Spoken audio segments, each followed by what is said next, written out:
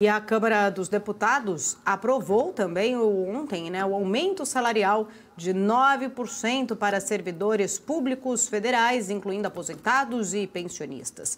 Deputados ressaltaram que os servidores estavam há 6 anos sem reajuste. Um ponto controverso no reajuste é que o aumento na margem para empréstimos consignados foi removido após o acordo ali com a oposição. O reajuste foi inicialmente concedido em maio por meio de uma medida provisória do governo Lula e busca restaurar ali o poder aquisitivo, prejudicado pelo aumento do custo de vida. Ponto é, Felipe, o governo ainda, a gente trazendo, toda essa discussão de como se conter os gastos, como se aumentar a receita. Pelo menos é esta equação ali que o próprio Ministério e Equipe Econômica tem tentado, mas agora, a aprovação desta medida, no qual a gente tem aí o reajuste do salário dos servidores, é mais um desafio que a equipe econômica vai precisar enfrentar justamente para equilibrar as contas, A gente até viu ontem os dados da Receita Federal mostrando uma arrecadação menor. A gente vê agora uma medida que aumenta os gastos. É uma equação bem ali difícil, para se chegar a este equilíbrio. Tem ali essas expectativas em relação à taxação offshore, outras arrecadações, apesar, que o governo já prevendo ali uma possível derrota, já tenta ali trazer um mecanismo de fazer essa separação justamente dessas duas MPs, da MP em si, ela estava ali com 2 pautas juntas, casadas, e que isso deve fazer ali agora uma mudança, uma separação para tentar arrecadar.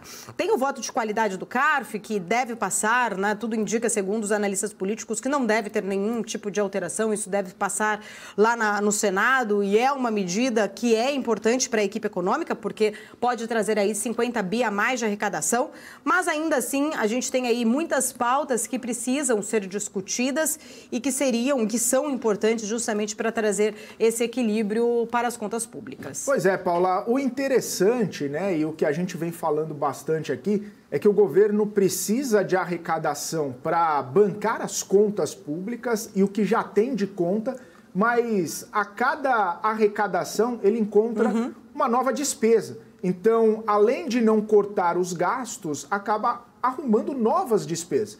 É reajuste para funcionalismo, é desoneração para alguns setores, é incentivos para outros setores, estímulos para outros. Enfim, é uma série de questões que vão se acumulando e, no final das contas, claro que as contas não fecham. As contas, elas acabam sendo estouradas. Tanto é que algumas coisas precisam até ficar fora do limite de gastos, do arcabouço fiscal, justamente porque se elas ficassem dentro do limite, provavelmente as contas continuariam ou seriam mais ainda estouradas. O que o governo acaba precisando fazer, e é até mesmo uma sinalização ali para o presidente Arthur Lira, é que ele diz, precisa fazer a reforma administrativa, o governo precisa encontrar mecanismos de cortar gastos. A própria ministra Simone Tebet falou que vai passar um pente fino em alguns benefícios do INSS. O ministro Fernando Haddad disse que vai passar um pente fino nas isenções. O secretário do Tesouro, Rogério Ceron, diz que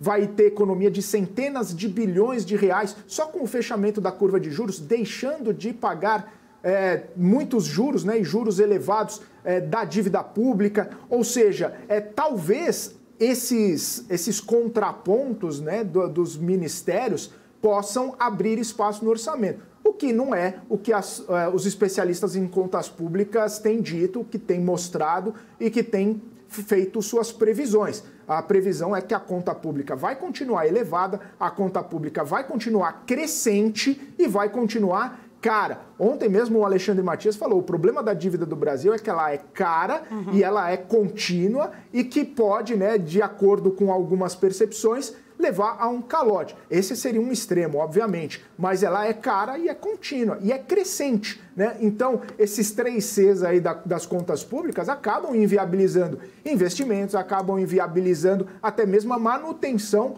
do nível de contas que já tem atualmente, porque continua-se gastando e gastando mal. Então, o governo ele precisa encontrar esses mecanismos, precisa cortar os gastos para justamente promover esse equilíbrio de contas. Não é o que está acontecendo, nem o que está sendo sinalizado, mas a gente precisa também até mesmo dar um voto de confiança e aguardar, Paula, porque a ministra Simone Tebet disse que na lei do orçamento, quando apresentar o orçamento, vai destrinchar exatamente de onde vêm os recursos e para onde vão os gastos.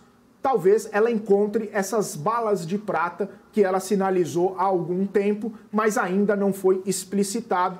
Até dia 31 de agosto a gente vai encontrar, saber quais são essas balas, quantas balas são e se elas são necessárias e se elas são suficientes para matar esse leão ou esse vampiro ou esse dragão que a gente está enfrentando atualmente. E conseguir segurar ali, né, novos gastos, né, que aí a gente entra numa outra questão mais política até, inclusive, né, medidas mais populistas que acabam aí trazendo aí, né, colocando aí até mais gastos aí, perspectivas de se aumentar a arrecadação. Até agora, de fato, a gente só viu ali a palavra sendo usada de arrecadação, aumentar a arrecadação e não necessariamente, né, não vimos ainda na prática nenhuma medida que consiga conter exatamente o aumento aí destas dívidas, dos gastos.